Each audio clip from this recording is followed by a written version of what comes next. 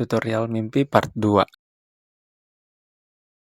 Bagaimana mimpi atau cita-cita itu bermula? Di video sebelumnya, kita sudah bahas soal mimpi bermula dari inspirasi. Kali ini, kita akan bahas lebih jauh lagi.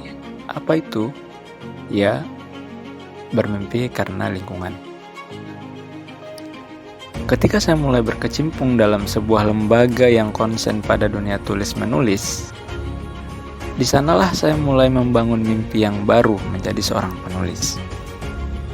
Meski sebelumnya saya tidak tahu akan menjadi penulis apa, yang jelas mau jadi penulis saja, begitu pikirku saat itu.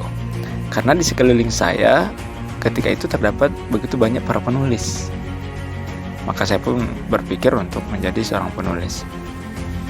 Awalnya saya menulis apa saja. Ketika orang-orang menulis opini, saya ikut menulis opini. Ketika mereka menulis berita, saya pun ikut menulis berita, menulis puisi, cerpen, dan sebagainya.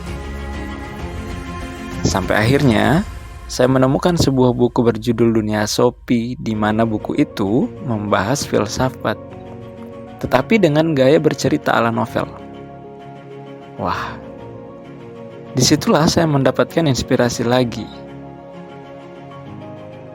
Saya ingin menulis novel juga yang di dalamnya membahas soal pemikiran.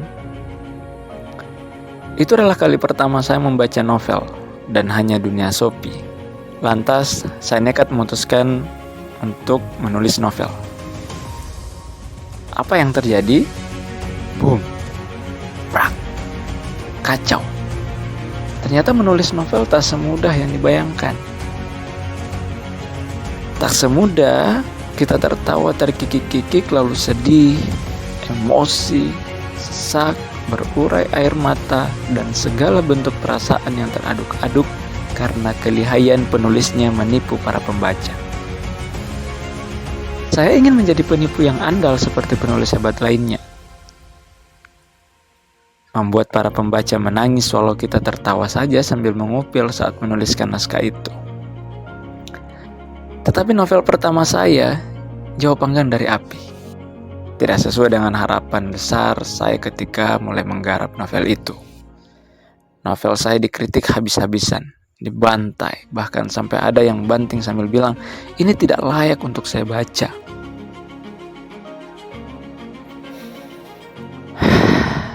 Kata dia saat itu, saya tuh maunya membaca naskah kayak penulis besar itu, kayak Habibur Rahman, Andrea Hirata, Asman Nadia, Terelie, Pramodia, Dilestari, Eka Kurniawan, dan lain-lain. Sambil dia menyebutkan seabrek para penulis-penulis besar ketika itu. Bahkan banyak penulis-penulis yang baru saya kenal, baru saya dengar namanya ketika itu. Saat itu saya mulai berpikir, Tuhan, apakah harus serusuh ini dalam dunia pernovelan?